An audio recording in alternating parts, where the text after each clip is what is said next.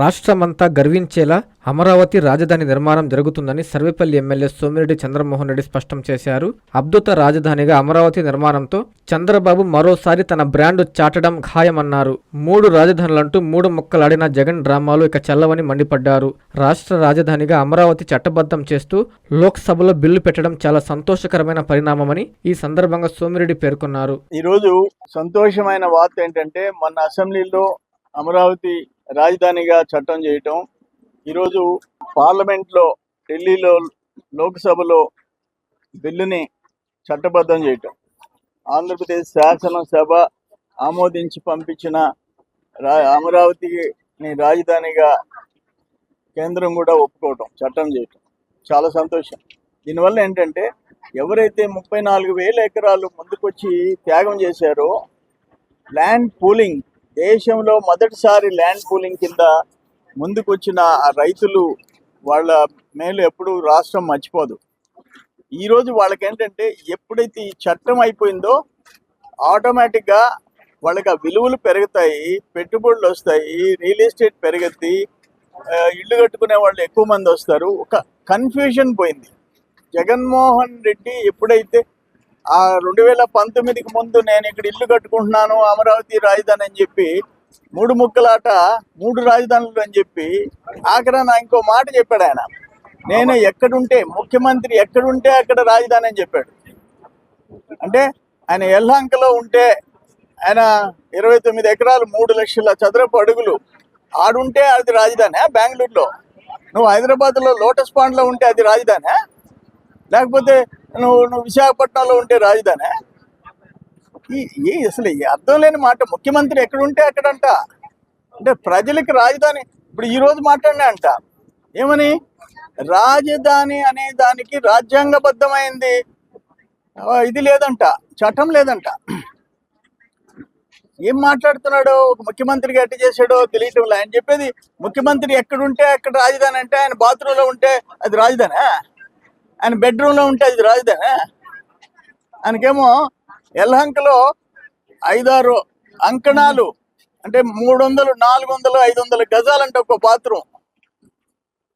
దాంట్లో బహుశా అదైనా రాజధాని చేసుకోవచ్చు అనుకుంటున్నాడేమో, మాకు అర్థం కాలే. ఇటువంటి వ్యక్తిని మనం ఎప్పుడు చూడలే. అల్టిమేట్గా ఈరోజు ఏమైపోయింది, మీరు మిథున్ రెడ్డి ఏం మాట్లాడతాడు, రాజధానికి మేము వ్యతిరేకం కాదంటాడు, నువ్వు మాట్లాడతావు, మళ్ళీ 3 రాజధానులు అంటారు.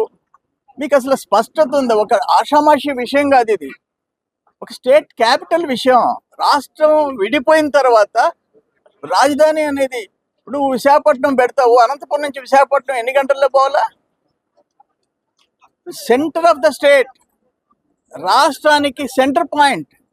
శ్రీకాకుళం వాళ్ళకి సెంటర్ పాయింట్, శ్రీకాకుళం వాళ్ళు అనంతపురం వాళ్ళకి మధ్యలో పాయింట్ అది.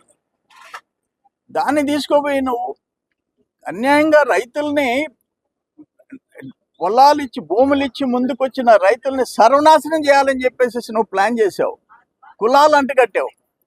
వీటన్నిటికీ ఈరోజు ఫుల్ స్టాప్ పడిపోయింది. నిజంగా చాలా సంతోషంగా ఉంది.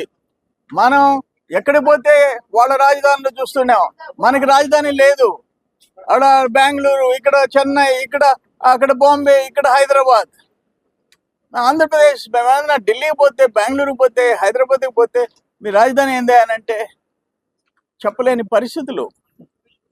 ఈరోజు ఒక కేంద్రం ఆమోదంతో ఒక రిలీఫ్ వచ్చేసింది, పెట్టుబడులు వస్తున్నాయి, రియల్ ఎస్టేట్ పెరగద్ది. చూడండి అమరావతి ఎటువంటి సిటీగా మారిపోతుందో ఒక్కసారి భవిష్యత్తు తొందరలోనే తెలుస్తుంది. చంద్రబాబు నాయుడు బ్రాండ్ ఏందో తెలుస్తుంది. అక్కడ సైబరాబాద్ని ఏ విధంగా క్రియేట్ చేశాడో అమరావతి అంతకంటే మంచి సిటీగా, పట్టణంగా రాబోతుంది.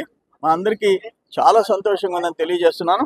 ఈరోజు అయితే ఇక్కడికి వచ్చేటప్పటికి లోకల్గా ఈ చేనేత కుటుంబాలకి రాష్ట్ర వ్యాప్తంగా 200 యూనిట్లు ఉచితంగా ఇచ్చి 93,000 మంది చేనేత కుటుంబాలకి, చేనేత మగ్గాలకి, మరమగ్గాలకి 500 యూనిట్లు ఉచితం, 11,488 కుటుంబాలకి.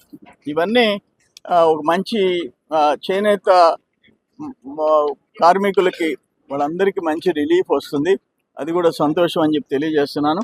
దేవాలయాలు కూడా మ్యాక్సిమం శాంక్షన్ అయిపోతుండే. ఇప్పుడు 9 దేవాలయాలు, 10 దేవాలయాలు 1,70,00,000 రూపాయలు, 1,70,00,000 రూపాయలు శాంక్షన్ అయిపోయాయి. ఎస్సీలు ఎస్టీలు కొన్నిటికి 10 లక్షలు అంటే 5 సెంట్లు ఉంటే 10 లక్షలు, 9 సెంట్లు ఉంటే 15 లక్షలు, 20 సెంట్లు ఉంటే 20 లక్షలు, ఇట్లా 1,70,00,000 రూపాయలకి 10 దేవాలయాలు శాంక్షన్ చేశాం. ఇంకా కొన్ని ప్రపోజల్స్ పోయి ఉన్నాయి, అవి కూడా తొందరలో శాంక్షన్ చేస్తాం. ధూపదీప నైవేద్యం 11 మందికి పూజారులకు శాంక్షన్ అయింది. 15,000 నెలకు వాళ్ళకి వస్తుంది. కొరవై కూడా పంపించున్నాం. ఇటువంటి ప్రయత్నాలు అన్నీ చేసుకుంటూ పోతున్నాం. అల్టిమేట్గా గిరిజనుల విషయంలో మొన్న P4 మీటింగ్ జరిగింది. గిరిజనుల విషయంలో ప్రత్యేక శ్రద్ధ తీసుకుంటున్నాం. రేపు ఇక్కడ పొదలకూరులో కృష్ణపట్నం అదానీ పోర్ట్ హెచ్ఆర్ని తీసుకొస్తున్నాం. ఆ plant mega mineral water plant రిపేరబులా కాదా, రిపేర్ చేసే అవకాశం ఉంటే చేంజ్ చేసేస్తాం. ఏం చేయాలో చూస్తున్నాం. అట్లే ఆ స్పోర్ట్స్ స్టేడియం కూడా, పొదలకూరులో ఉండే స్టేడియం కూడా చూపించి వీలైనంత వరకు ఆ రిక్వైర్మెంట్ ఎంత ఎస్టిమేట్ వేస్తారో దాన్ని CSR ఫండ్ కింద చేసేదానికి ప్రయత్నం చేస్తున్నాం. అమరావతి రాజధానిలో 66 జాతీయ సంస్థలు వచ్చేసినాయి. 60కి పైగా అత్యాధునిక టవర్లు వచ్చేస్తున్నాయి. అదేవిధంగా క్వాంటమ్ వ్యాలీ జాతీయ క్వాంటమ్ మిషన్ చేపట్టిన దాంట్లో ఏపీలో క్వాంటమ్ వ్యాలీ ఏర్పాటు మొదలైపోయింది. ఆ క్వాంటమ్ వ్యాలీ హార్డ్వేర్ ఉత్పత్తి, ఏకే సిస్టమ్, ఇవన్నీ కూడా మొదలైపోతున్నాయి, ప్రారంభం అయిపోయినాయి ఎకో సిస్టమ్. అందుకని క్వాంటమ్ వ్యాలీ రావటం ఒక పెద్ద అసెట్. విశాఖపట్నంలో గూగుల్ కంపెనీ ఏ విధంగా వస్తుందో ఇక్కడ క్వాంటమ్ వ్యాలీ అమరావతి పెద్ద అసెట్ మనకి. దాన్ని కూడా అందరం స్వాగతిస్తున్నాం, చాలా సంతోషపడుతున్నాం. ఆల్మోస్ట్ 66 జాతీయ సంస్థలు ఇక్కడికి రావటం, అది కూడా ఒక పెద్ద అసెట్. ఇది మనం రాబోయే రోజుల్లో మనందరం గర్వపడేలాగా ఆంధ్రప్రదేశ్ రాజధాని చంద్రబాబు నాయుడు గారు క్రియేట్ చేయబోతున్నాడు. దేశంలోనే క్వాంటమ్ వ్యాలీ మంది. స్వాగతం సుస్వాగతం.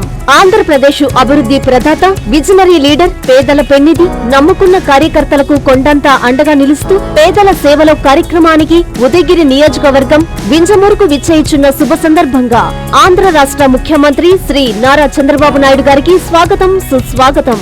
ఇట్లు మేకపాటి చంద్రశేఖర్ రెడ్డి, మాజీ శాసనసభ్యులు మరియు మేకపాటి శాంతికుమారి, జిల్లా గ్రంథాలయ సంస్థ చైర్పర్సన్ మరియు టీడీపీ రాష్ట్ర ఆర్గనైజింగ్ సెక్రటరీ.